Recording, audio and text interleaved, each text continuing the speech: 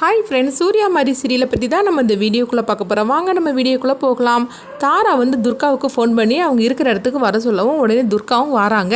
வந்ததுமே தாரா கிட்ட சொல்கிறாங்க, அங்கே பாரு, ஒழுங்கு மரியாதையை நீ சரணடைஞ்சிரு, உன்னை பற்றி நான் ஆதாரத்தை நான் கொடுக்க போகிறேன். அப்படிங்கும்போது நான் சரணடையவா உன்னை அங்கே வரவழைச்சிருக்கிறேன், உன்னை எதுக்கு திரும்ப அங்கே வரவழைச்சிக்கிறேன், நீ உன்கிட்ட இருக்கிற வீடியோ ஆதாரத்தை என்கிட்ட தரலன்னு வச்சுக்கோங்க, சூர்யாவோட கதையை நான் முடிச்சிருவேன் அப்படிங்கிறாங்க.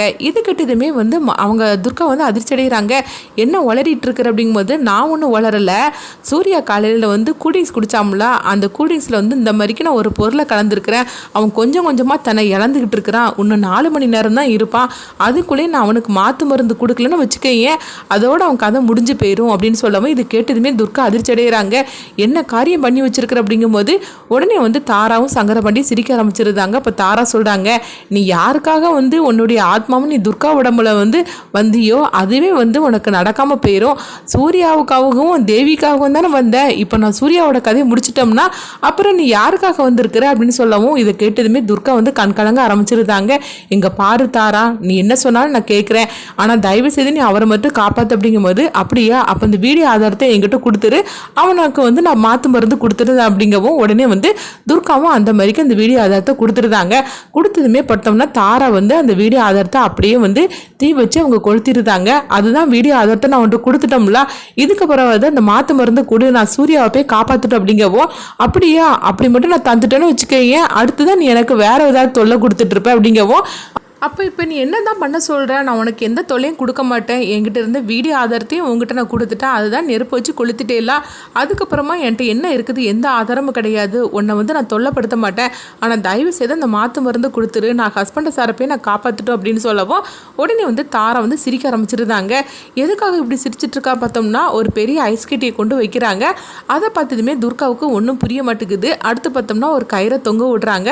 அப்போ தாரா சொல்கிறாங்க, நீ துர்கா உடம்புல இருக்கிற மாறி தானே, அதனால உன்னுடைய உடம்பை நீ அழிச்சுக்கிடணும், அந்த உடம்புல இருக்கிற ஆத்மா அப்படியே தன்னாலே அழிஞ்சு போயிடும், இது நடந்தால் மட்டும்தான் நான் சூர்யாவுக்கு நான் மாற்று மருந்து கொடுப்பேன் அப்படிங்கவும், இது கிட்டதுமே துர்கா அதிர்ச்சி அடைகிறாங்க. தயவு செய்து நான் சொல்கிறத கேளு, எங்கள் 3 ஒருத்தையும் சேர்ந்து வாழ விடு, நான் மாறியே இருக்கும் போதே என்னை அழிச்சிட்டேன், இப்போ நான் துர்கா உடம்புல நான் வாழ்ந்துக்கிட்டு இருக்கிறேன், இப்போ மாதிரி என்னுடைய ஹஸ்பண்டு சாரியும் என்னுடைய குழந்தையும் கூட என்னை வாழ விடு, தயவு செய்து எங்களை விட்டுரு, நாங்கள் 3 பேர் கண்காணாத இடத்துக்கு எங்கேயாவது போயிருது அப்படின்னு சொல்லிக்கிட்டு அவங்க துர்கா கெஞ்சிட்டு இருக்கிறாங்க. அப்போ இதை பார்த்துட்டு தாரா சிரிக்க ஆரம்பிச்சிருந்தாங்க.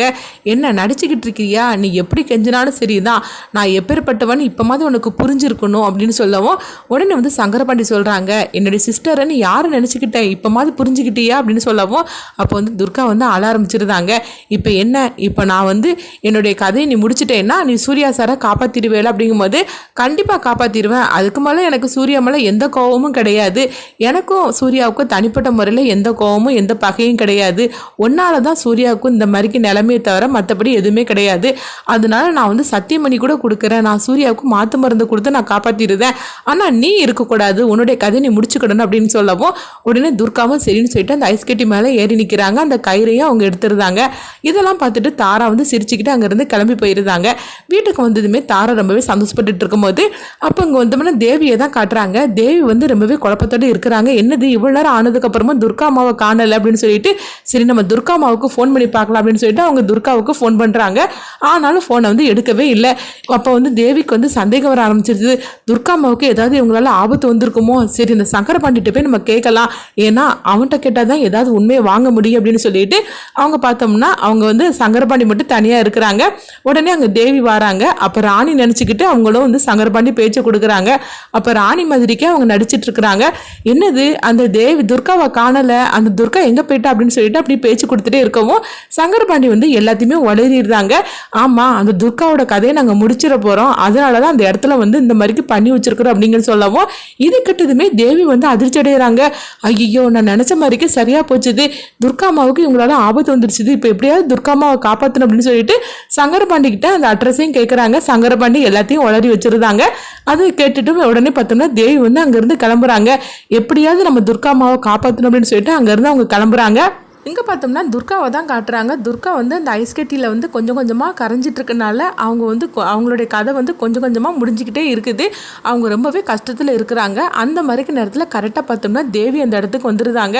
அப்போ இங்கே இருந்துக்கிட்டு தேவி வந்து வர்றது தெரியாமல் துர்கா வந்து என்னை யாராவது காப்பாற்றுங்களேன்னு சொல்லி அவங்க கத்திக்கிட்டே இருக்கிறாங்க.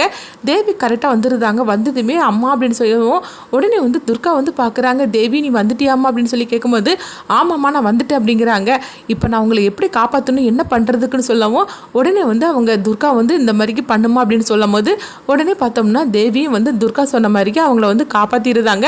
அடுத்து பார்த்தோம்னா துர்கா வந்து தேவியை கட்டிப்பிடிச்சு அவங்க முத்தம் கொடுக்குறாங்க.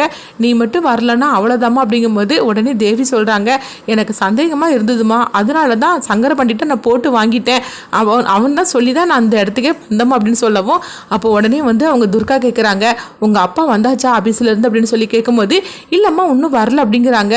உடனே உங்கள் அப்பாவை போய் நம்ம காப்பாற்றணும் அப்படின்னு சொல்லிட்டு துர்காவை வந்து தேவியை அழைச்சிக்கிட்டு நேராக அவங்க வீட்டுக்கு வராங்க. வீட்டுக்கு வந்து துர்கா வந்து சொல்கிறாங்க இங்கே பாரு தேவி நீ தனியாக போ நானும் தனியாக வரேன் அப்படிங்கும்போது உடனே துர்காட்ட வந்து தேவியும் சரி அப்படிங்கிறாங்க. அடுத்து பார்த்தோம்னா தேவி வந்து எதுவுமே தெரியாத மாதிரிக்கு ராணி மாதிரிக்கு வந்துடுறாங்க. அடுத்து கொஞ்ச நேரத்தில் வந்து துர்கா வரவும் துர்காவை பார்த்ததுமே தாராவும் சங்கரபாண்டியும் அவங்களுக்கு தூக்கி வரி போடுது. இது என்னது இவன் அங்கே வந்து நின்றுட்டு இருக்கிறா அப்படின்னு சொல்லிட்டு ரெண்டு பேருமே அதிர்ச்சி அடைகிறாங்க. அப்போ துர்கா வந்து தாராவை பார்த்து மறைச்சு பார்த்துட்டு இருக்கிறாங்க. இங்கே பாரு என் சூர்யாவை எப்படியாவது நான் காப்பாற்றணும், அவருக்கு கொடுக்கக்கூடிய மாற்று மருந்தை கூட அப்படின்னு சொல்லி கேட்டுட்டு இருக்கிறாங்க. இதனால தாரா அடுத்தது என்ன பண்ண போகிறாங்க, சூர்யாவுக்கு வந்து அவங்க மாற்று மருந்து கொடுத்துருப்பாங்களா, இந்த உண்மையெல்லாம் வந்து சூர்யாவுக்கு வந்து எப்படியாவது தெரியப்படுத்தணும் அப்படின்னு சொல்லிட்டு துர்கா நினைப்பாங்களா. இங்கே பார்த்தோம்னா தாரா வந்து சங்கரபாண்டிட்ட அவங்க பேசிகிட்டு இருக்கிறாங்க. இந்த துர்கா எப்படி இங்கே வந்தா அப்படின்னு சொல்லிக்கிட்டு அவளை யாரை காப்பாற்றிருப்பாங்கன்னு ஒன்றுமே புரிய மாட்டுக்கு அப்படின்னு சங்கரபாண்டிட்ட தாரா வந்து எரிச்சலோட சொல்லிட்டு இருக்கிறாங்க. அந்த மாதிரிக்கு நேரத்தில் அவங்க துர்காவுக்காக 2-3 பேர் வந்து அதாவது காவல் காக்க வச்சுருந்தாங்களா அவங்களுக்கு ஃபோன் பண்ணுறாங்க. அப்போ அவங்களுக்கு வந்து இந்த விஷயமே தெரியாமல் இருக்குது. அப்படியா மேடம் நான் உள்ளே தானே இருந்தால் நாங்களாம் வெளியே தான் நின்றுட்டு இருந்தோம் அப்படிங்கும்போது டே மடையா அவங்க வீட்டுக்கு வந்துட்டாடா அப்படின்னு சொல்லவும் இதுக்கிட்டதுமே அவங்களும் அதிர்ச்சி அடைகிறாங்க. இவளை யார் காப்பாற்றிருப்பாங்க அப்படின்னு சொல்லிட்டு தாரா வந்து ரொம்பவே யோசனையோடு இருந்துட்டு இருக்கிறாங்க. இங்கே பார்த்தோம்னா வந்து தேவி வந்து எதுவுமே தெரியாத மாதிரிக்கு இருந்துகிட்டு இருக்கிறாங்க. அடுத்து பார்த்தோம்னா வந்து சூர்யாவை எப்படியாவது காப்பாற்றணும் அப்படின்னு சொல்லிட்டு மாற்று மருந்து தாரா கிட்ட வந்து வாங்கிடுவாங்களா அவங்க துர்கா. அடுத்துதான் அந்த கதை என்ன மாதிரி கொண்டுட்டு போக போகிறாங்கன்னு சொல்லி வெயிட் பண்ணி பார்க்கலாம்.